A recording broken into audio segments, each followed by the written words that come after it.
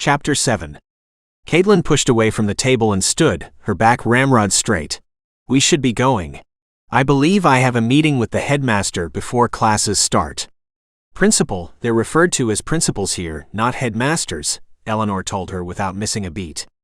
Jack saw Kaitlyn's cheeks color slightly as she nodded her head in thanks before turning to him. Her brow cocked as she looked him over once and then walked out of the room without waiting for him. His mother's sigh drew his attention back to her before he could follow her out. Be careful, Jack. I think things just became more complicated than I thought. Just know this, if her mother and father are who I think they are, then you need to bond with her no matter what. Her eyes held a degree of helplessness mixed with anger in them that he wasn't accustomed to seeing in his mother. All right, he said hesitantly, not knowing enough about what was going on to say anything else. I'll see you at her place after school.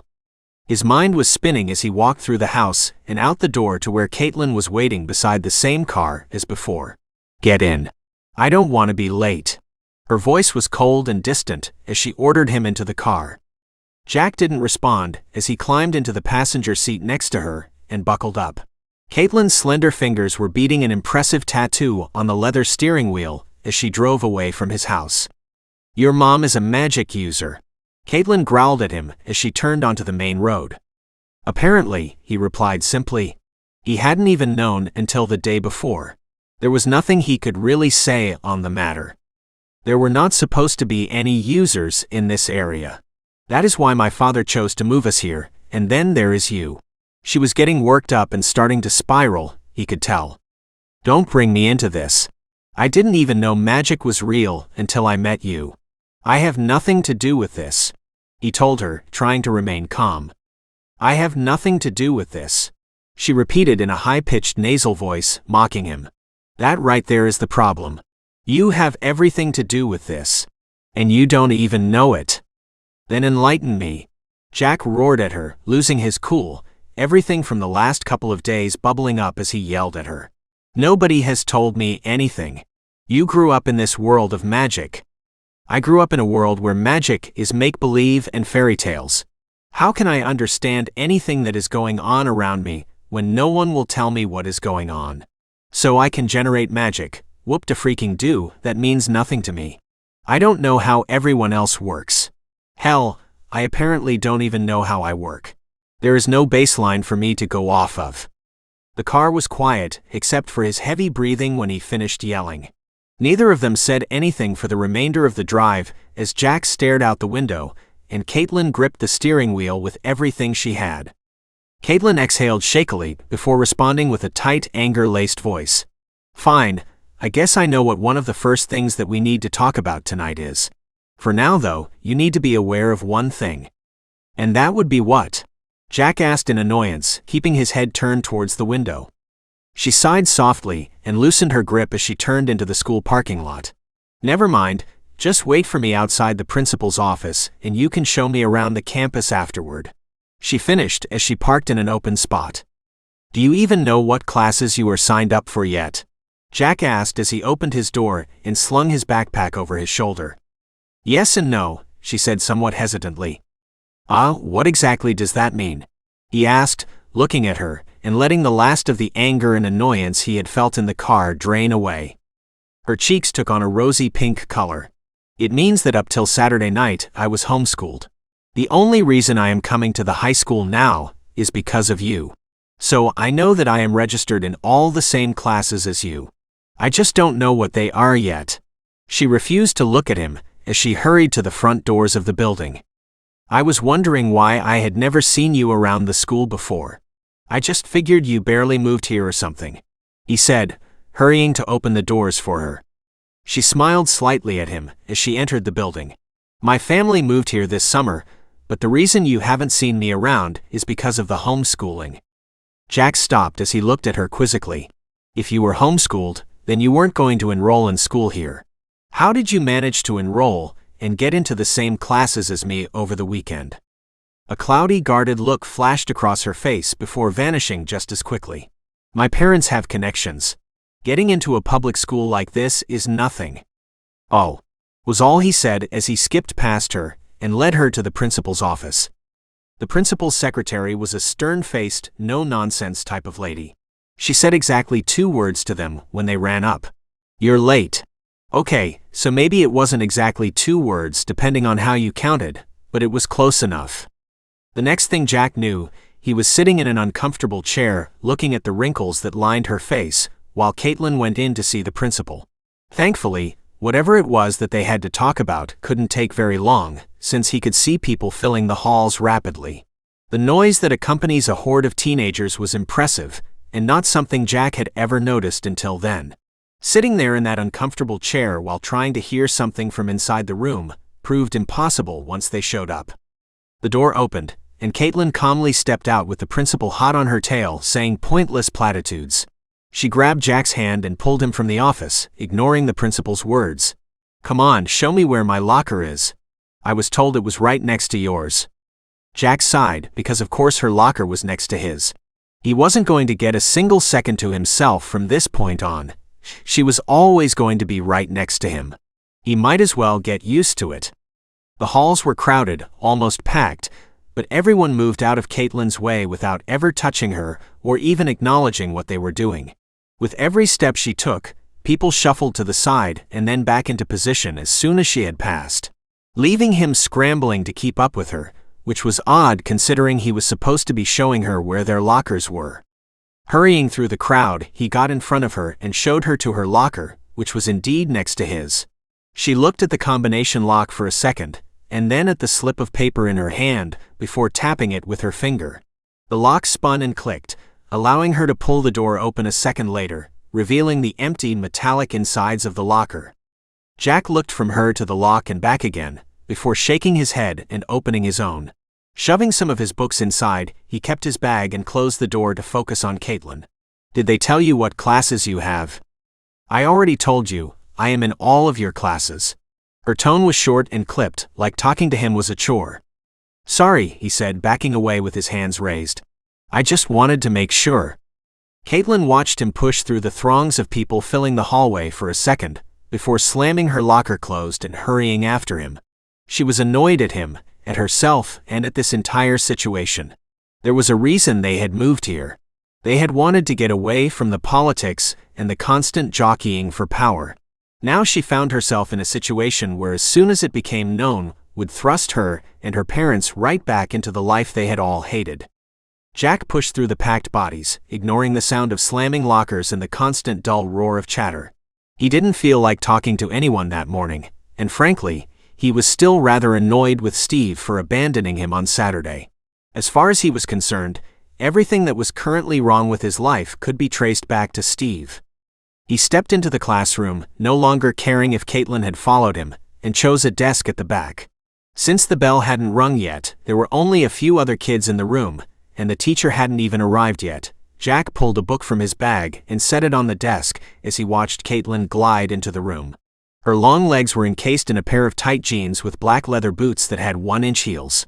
She had taken off the jacket she had been wearing earlier to reveal an olive green long-sleeve blouse.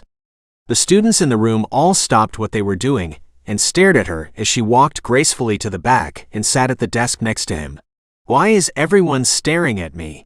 she whispered to him softly. Jack snorted and rolled his eyes. "Because you are pretty, and they have never seen you before. You're a shiny new toy that they know nothing about."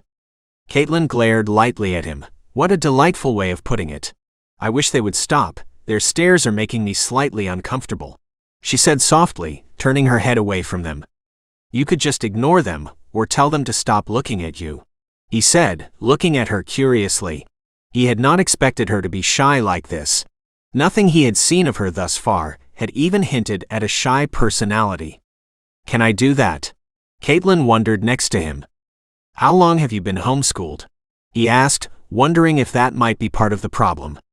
"About a month and a half. It's a fairly new thing that my mom wanted to do when we got here." She looked at him with an eyebrow raised. "Are you hinting at me having no social skills?" Jack flushed in embarrassment at being called out on his thoughts. "I might have been wondering about something along those lines." She gave a short bark of laughter. "No, it's nothing like that. My last school was just different from this is all." Jack recalled part of the conversation he had heard that morning between her and his mother. "That's right, you went to some kind of fancy prep school, didn't you?" Her face became carefully blank at his question. "Something like that." She turned away from him and faced the front of the classroom. Jack made a note of her reaction. It seemed she didn't like talking about her family's past. He wondered if it had something to do with what his mother suspected.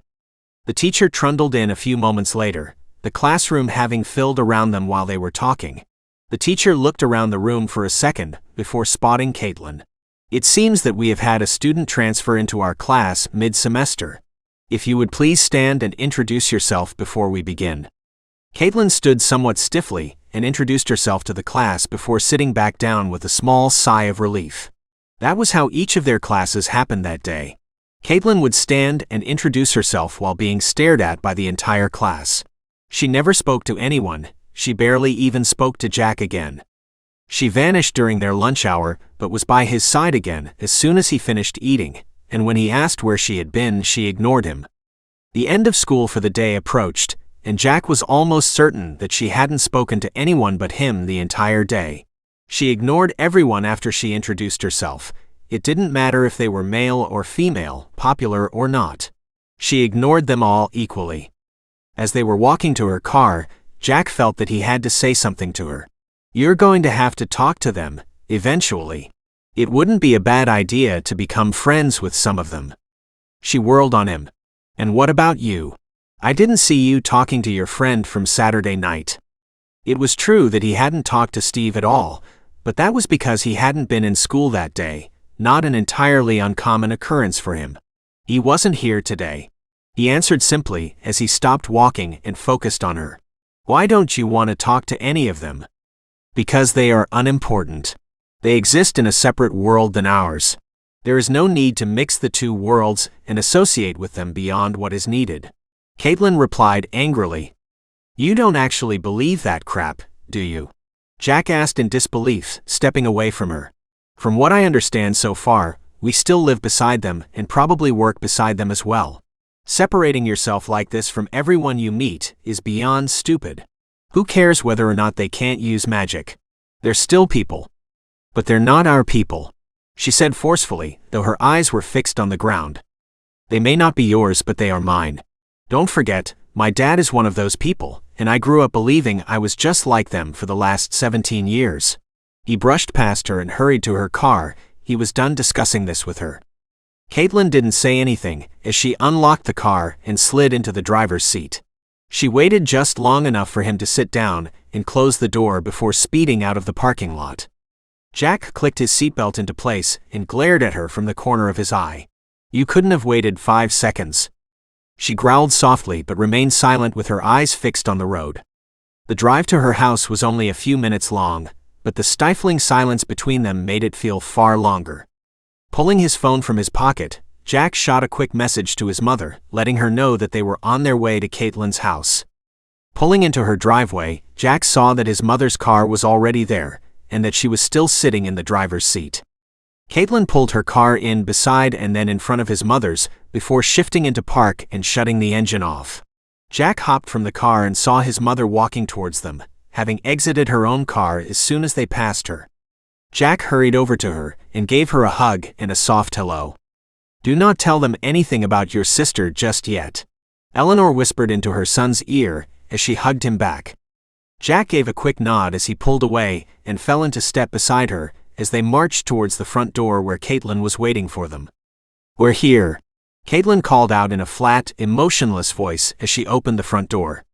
Jack and his mother entered the house behind her and closed the door with a soft click, as they waited for her parents to join them in the entryway. Kaitlyn shrugged out of her jacket as she stood there waiting. Her eyes were fixed on the end of the hall. Jack and Eleanor exchanged glances as they saw how oddly Kaitlyn was acting. She had been polite for the most part, but now she was acting distinctly aloof and distant. From the end of the hall, her parents John and Chantel Lockitcher appeared.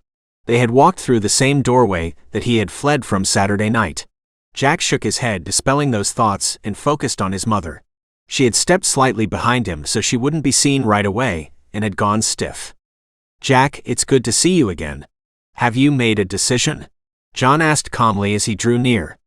About that. It seems there is a problem, Kaitlyn said as Eleanor stepped out from behind her son. Hello John, Chantel, it's been a while.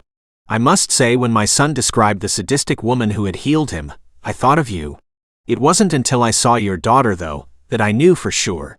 She said with more than a hint of derision in her voice. Why have you moved into my territory without informing me? And before you think of lying, know that I already checked with the state council. There are no records of anyone moving here, which means you did this without their approval. Jack saw Kaitlyn stiffen when his mother had first begun speaking. By the time she was finished, she was leaning against the wall and pale. What are you doing here? Chantel screeched. This is my territory. Eleanor thundered. If you had bothered to notify the council, they would have told you that. John had surreptitiously stepped away from his wife as she began screaming. How do you even have a territory? Those are never given out.